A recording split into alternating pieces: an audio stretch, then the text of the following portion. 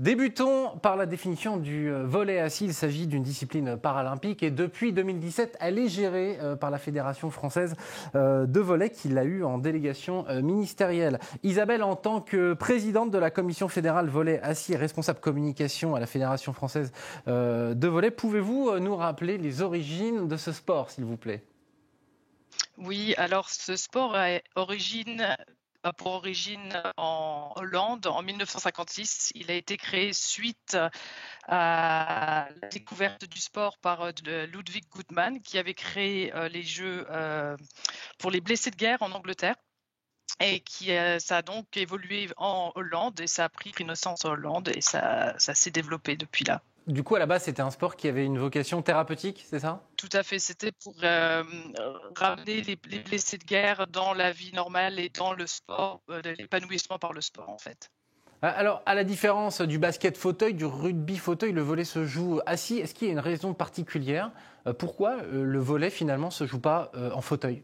En fait, c'est pour que les personnes se sentent plus libres et à nouveau fassent l'expérience du sport sans prothèse ou sans fauteuil. Alors le volley fait son apparition aux Jeux paralympiques en 1980 pour les hommes, en 2004 pour les femmes, un écart significatif du coup entre les hommes et les femmes. Qu'en est-il de la pratique masculine versus la pratique féminine aujourd'hui en 2022 ? Comme beaucoup de sports, la pratique féminine est encore un peu en retard par rapport à la pratique masculine. Il y a beaucoup plus d'hommes à qui ça ne dérange pas de jouer un sport paralympique, c'est-à-dire de montrer leur handicap sur une scène plus nationale ou internationale. Les femmes sont peut-être un peu plus timides à ce niveau-là. Ah, vous pensez que c'est de la pudeur ?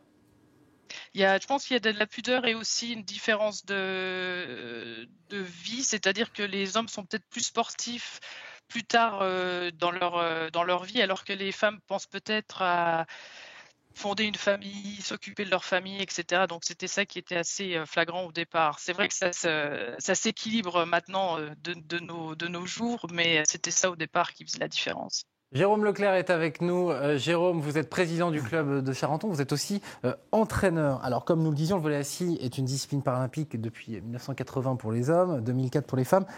Pouvez-vous nous rappeler quels sont les handicaps et comment cela s'organise dans les compétitions officielles ? Alors dans les compétitions officielles, on va retrouver deux formes de handicap, des handicaps qui vont être plus prononcés et d'autres un petit peu plus légers. Les principaux joueurs qu'on va retrouver vont avoir des handicaps principalement sur les membres inférieurs. Après, on a quelques joueurs qui ont des handicaps sur les membres supérieurs. Et ensuite, la classification va se faire entre un handicap un peu plus lourd, par exemple des gens qui vont être amputés au niveau des jambes, et puis des handicaps un petit peu plus légers où on va avoir quelques doigts en moins sur une main. Quand on a des problèmes aux membres supérieurs, c'est la première question qu'on se posait. Est-ce que quelqu'un qui n'a pas de bras, forcément, il ne peut pas jouer Alors, volley ? On a le droit à toutes les parties du corps. Donc, en pratique, ça n'interdirait pas à ce joueur-là de pouvoir évoluer. Après, dans la pratique du jeu, d'un point de vue technique, ça devient quand même très compliqué. Est-ce qu'il y a des exemples On a vu des pongistes qui jouent avec la bouche. Je sais pas, ils peuvent jouer avec la tête ? Moi, j'en connais pas. Après, j'ai vu des joueurs jouer avec un seul bras, par exemple. Ça, c'est quelque chose qu'on retrouve. Alors, les deux catégories de handicap, VS1, VS2, c'est ça ? Donc, VS1, ce sont les handicaps les plus lourds. Oui. VS2 sont les handicaps les plus légers. Et du coup, comment on compose une équipe ?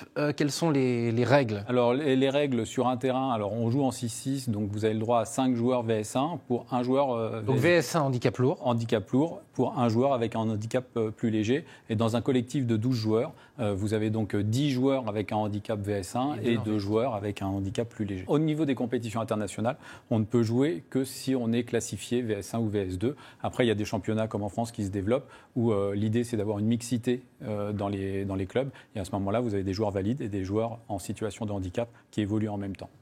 Estelle, Mickaël, on va revenir tout à l'heure sur votre parcours, mais si vous le voulez bien, on va quand même essayer d'expliquer quelques règles. Estelle, on va commencer avec vous. Est-ce que le volleyball assis est similaire au volleyball traditionnel ?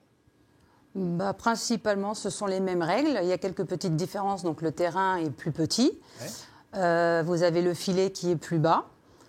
Mais voilà, ça se joue toujours en 5-7, 25 points, le 5e en 15 points. Rien ne change, ce sont les mêmes règles. Et il y a une petite particularité qui est le contre-service qui n'existe pas au volley traditionnel, mais qui existe au volley assis. D'accord. Donc Et les fesses doivent contrer- systématiquement, excusez-moi, rester au sol. En fait, il faut systématiquement au moins avoir une fesse au sol, donc on n'a pas le droit de se lever forcément. Pour ce qui est de l'attaque, c'est toujours en 3 passes avant d'attaquer. Au niveau du bloc, du coup, il faut se mettre un maximum en avant et lever les bras. Alors, pour que nos téléspectateurs comprennent bien, lorsque les arbitres sifflent une faute, comment ça se passe? On rend la balle à l'adversaire, c'est un point en moins, il y a des... Quand c'est la personne sort. quand c'est faute pour l'équipe, si on a fait une faute, le point va automatiquement à l'adversaire. Est-ce qu'il y a une différence de stratégie entre les valides et les handis? Alors, il y a quelques différences justement dues à quelques modifications au niveau des règlements, puisque comme Estelle le disait, on a le droit de bloquer le service.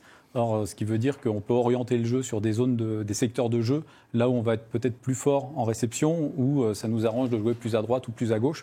Donc ça, c'est un jeu où en fait, sur l'engagement, l'équipe adverse a plus d'éléments à mettre en valeur par rapport au volley debout. Ça, c'est le premier point.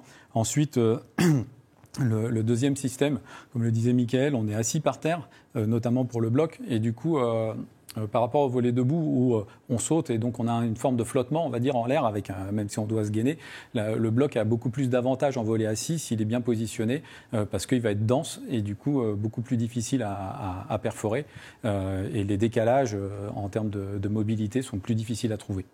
Donc c'est les 2 principales caractéristiques qu'on va retrouver en différence sur le volley debout et sur le volley assis.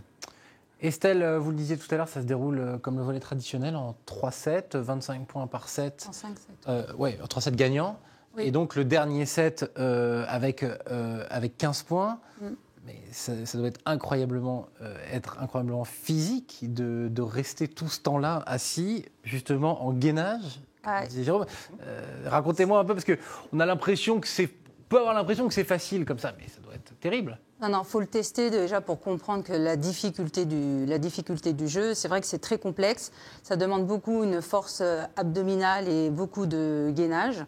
Mais bon, après, il faut travailler son physique. Hein, c'est pas, on ne vient pas au volley assis. Des séances d'entraînement spécifiques pour le physique?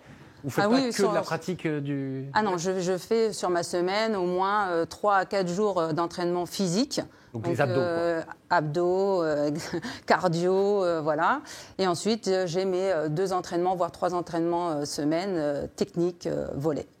Alors j'aime bien poser cette question-là. Quelles sont les passerelles entre les joueurs handis et les joueurs valides? C'est toujours une expérience pour un joueur valide de venir essayer la discipline en handi. Est-ce que Mickaël, vous avez vu des joueurs valides venir essayer des professionnels? Je ne sais pas, Yervin Ngapet, peut-être qu'il est venu, et quels ont été leurs ressentis? Alors, je ne sais pas s'il est venu, personnellement, mais en effet, il y a des joueurs valides qui viennent essayer le volley assis. Et bien entendu, ils trouvent ça un peu plus technique. Ah, ils trouvent ça plus technique. Et est-ce qu'ils sont meilleurs que vous?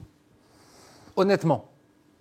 Dans les premiers temps, non. Non. Parce que c'est compliqué. Modestement, non. Modestement, tout à fait. Parce que on est près du sol, donc vous avez un champion olympique là qui vient jouer avec vous, il sera pas meilleur que vous. Il aura une base, Ouais. certes, Ouais. mais Bonne base. la base du volley. Mais après, c'est pas dit qu'il soit meilleur. D'accord. Vu que là, il est assis et du coup, au niveau de ses mouvements, il peut être gêné par le sol, Est-ce que vous lancez un défi à l'équipe de France valide de venir vous... Bien sûr, ils viennent quand ils veulent. Ah ouais, d'accord. Vous êtes comme ça, vous. Ah oui, il faut.